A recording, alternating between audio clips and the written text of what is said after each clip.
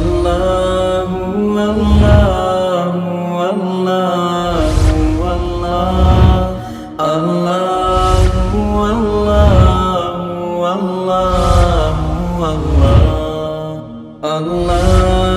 اللہ۔ بسم اللہ الرحمن الرحیم۔ ہدایت النحو کا چھٹا باب ہے توابع، سبق نمبر 1 میں خوش آمدید۔ آج کے سبق کے اندر ہم تابع کی تعریف پڑھیں گے۔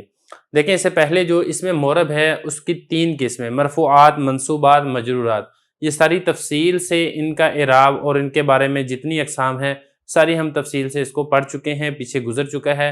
یہاں سے اب تابع جو کہ اسی کے ساتھ ہی لاحق کردہ ایک اور قسم ہے، اس کے بارے میں ہم تفصیل کو سمجھیں گے۔ عبارت دیکھ لیں، ترجمہ کریں گے اور آخر میں اس کی تشریح کرتے ہیں۔ اعلم ان التي مرت من الاسماء المعربة كان اعرابها بالاصالة بان دخلتها العوامل من المرفوعات والمنصوبات والمجرورات، فقد يكون اعراب الاسم بتبعية ما قبله ويسمى التابع لانه يتبع ما قبله في الاعراب، وهو كل ثان معرب باعراب سابقه من جهة واحدة، والتوابع 5 اقسام: النعت والعطف بالحروف والتاکید والبدل وعطف البیان۔ عبارت میں نے آپ کے سامنے پڑھ دی ہے، اس کا ترجمہ کر لیتے ہیں، پھر اس کی تشریح کرتے ہیں۔ تو جان لے کہ بے شک جو پیچھے اسماء معربہ گزر چکے ہیں ان کا اعراب بالاصل تھا، بئیں طور کہ ان کے اوپر عوامل داخل ہوتے تھے، مرفوعات میں سے، منصوبات میں سے اور مجرورات میں سے، اور کبھی کبھی اسم کا اعراب ہوتا ہے ماقبل کے تابع ہو کر، اور اس کا نام رکھا جاتا ہے تابع، اس لیے کہ وہ اپنے ماقبل کے تابع ہوتا ہے اعراب میں، اور وہ ہر دوسرا معرب ہے اپنے سابقہ اعراب کے ساتھ ایک ہی جہت سے۔ اور توابع کی 5 قسمیں ہیں: نعت یعنی صفت، اور عطف بالحروف، اور تاکید، اور بدل، اور عطف بیان۔ عبارت ہو گئی ہے، ترجمہ ہو گیا، اب چلتے ہیں اس کی تشریح کی طرف۔ سب سے پہلے حضرت یہ بتا رہے ہیں کہ دیکھیں اسماء معربہ جو پیچھے گزر چکے ہیں، جن میں ہم نے مرفوعات پڑھا، منصوبات پڑھا، مجرورات پڑھا، یہ سارے کے سارے وہ اسماء تھے جن کا اعراب بالاصل تھا، یعنی ان کے اوپر کوئی عامل داخل ہوتا تھا۔ عامل رافع داخل ہوتا تھا تو ان کو رفع دے دیتا تھا، عامل ناصب داخل ہوتا تھا تو ان کو نصب دے دیتا تھا، عامل جار داخل ہوتا تھا تو ان کو جر دے دیتا تھا۔ لیکن کبھی کبھی ایسا نہیں ہوتا، کبھی کبھی اس میں معرب ہوتا ہے، اس کے اوپر اعراب بھی آتا ہے، لیکن وہ اعراب اصل نہیں ہوتا بلکہ کسی کے تابع ہو کر ہوتا ہے۔ تو یہ حضرت نے فرمایا کہ جو پیچھے اسماء معربہ گزرے ہیں ان کا اعراب بالاصل تھا بئیں طول کے اس معرب پر ہی عوامل داخل ہوتے تھے۔ یہ جو ہا ضمیر ہے، یہ ہا ضمیر لوٹی اس اسماء معربہ کی طرف، ان اسماء معربہ پر ہی عوامل داخل ہوتے تھے۔ عوامل کون سے؟ یہ عوامل، یہ جو من ہے یہ بیانیہ ہے، یعنی یہ اسی عوامل کی وضاحت کر رہا ہے، مرفوعات، منصوبات، مجرورات۔ فقد یکون اعراب الاسم بطبیعۃ ما قبلہ، اور کبھی کبھی اسم کا اعراب ایسا ہوتا ہے کہ اس کے اوپر عامل داخل نہیں ہوتا بلکہ اس سے پیچھے والے لفظ کے اوپر عامل داخل ہوتا ہے، اور وہ جو دوسرا لفظ ہے اس کے اوپر بھی وہی اعراب آتا ہے جو پہلے والے لفظ کے اوپر آیا تھا، اور اس کو پہلے والے لفظ کے تابع کرتے ہوئے اسی کے اوپر بھی ویسے ہی اعراب جاری کر دیا جاتا ہے۔ یہ فرمایا فقط یکون اعراب الاسم، کبھی کبھی اسم کا اعراب ہوتا ہے بتبعیۃ ما قبلہ، ما قبل کے تابع رکھتے ہوئے، اور ہر ایسا اسم جس کا اعراب ما قبل کے تابع کرتے ہوئے آئے اس اسم کو تابع کہا جاتا ہے، ویسمى التابع۔ اب اس کو تابع کیوں کہا جاتا ہے اس کے آگے وجہ ذکر کی جا رہی ہے، اس لیے کہ یہ ماقبل کے اعراب کے تابع ہوتا ہے۔ اگر ماقبل والا لفظ ہے اس کے اوپر رفع ہے تو اس کے اوپر بھی رفع آ جائے گا، اگر ماقبل والے لفظ کے اوپر نصب ہے تو اس کے اوپر بھی نصب آ جائے گا، اگر ماقبل والے لفظ کے اوپر جر ہے تو اس کے اوپر بھی جر آ جائے گا۔ تو یہ فرمایا کہ نام رکھا جاتا ہے اس کا تابع اس لیے کہ یہ اپنے ماقبل کے تابع ہوتا ہے اعراب میں۔ وَهُوَ كُلُّ ثَانٍ مُعْرَبٍ، یہاں سے تابع کی تعریف کر رہے ہیں کہ تابع ہر دوسرا معرب ہے۔ اب اس کا کیا مطلب ہے؟ دیکھیں 2 اسم ہوں، جیسا کہ جاءنی مثال کے طور پہ، زید العالم،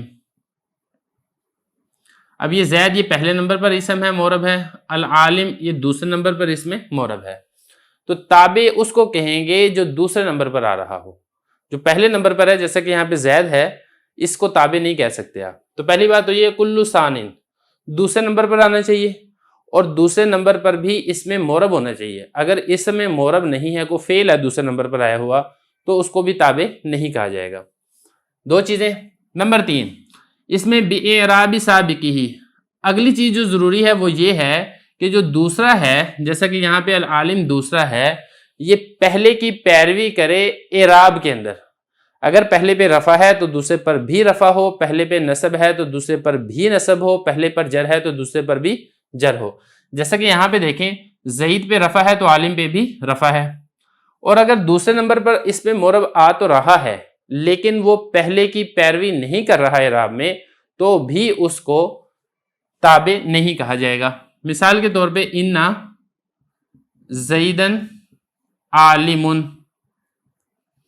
اس مثال میں اگر آپ غور کریں گے تو دیکھیں زید یہ بھی اس میں مورب ہے، عالم یہ بھی اس میں مورب ہے، اور عالم اگرچہ دوسرے نمبر پر آ رہا ہے لیکن یہ عالم زید کی پیروی اعراب میں نہیں کر رہا. زید پہ نصب ہے، عالم پہ رفع ہے، تو اس کو بھی تابع نہیں کہا جائے گا. تو اعراب کے اندر پیروی کرنا یہ بھی ضروری ہے. یہی کہا بھی اعراب سابق ہی، جو سابقہ لفظ ہے، پچھلا لفظ ہے، اسی کا اعراب دوسرے پر بھی آنا چاہیے. اگلی چیز جو ضروری ہے من جہت واحدہ، ایک ہی جہت سے اعراب آنا چاہیے، جہت تبدیل نہیں ہونی چاہیے.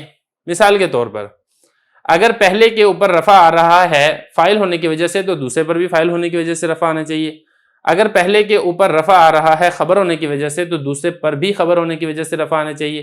اگر پہلے پر رفع آ رہا ہے موصوف ہونے کی وجہ سے تو دوسرے پر بھی اس کی صفت ہونے کی وجہ سے رفع آنا چاہیے.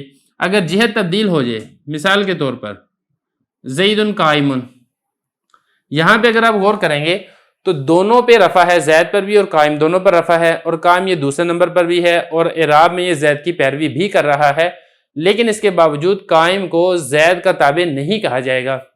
وجہ یہ ہے کہ دونوں پہ رفع کی جہت مختلف ہے. زید پر رفع آ رہا ہے مسند الیہ ہونے کی جہت سے، کیونکہ مبتدا وہ مسند الیہ ہوتا ہے اس لیے اس کے اوپر رفع آتا ہے، اور قائم پہ جو رفع آ رہا ہے وہ خبر یعنی مسند ہونے کی جہت سے آ رہا ہے. تو جہت کا فرق آ گیا ہے. تو جہت ایک ہوگی تو تب تابع ہوگا، اگر جہت ایک نہیں رہے گی تو تب بھی تابع نہیں شمار کیا جائے گا. تو یہی فرمایا ہر دوسرا مورب ہے سابقہ اعراب کے ساتھ ایک ہی جہت سے. آگے فرمایا کہ توابع کی 5 قسمیں ہیں. والتوابع خمسۃ اقسام، پہلے نمبر پر ہے نعت یعنی صفت، نمبر 2 عطف بالحرف، نمبر 3 تاکید، نمبر 4 بدل، اور نمبر 5 عطف بیان. اب ان چاروں کے بارے میں انشاءاللہ آگے ایک ایک کر کے ہم تفصیل سے سمجھیں گے.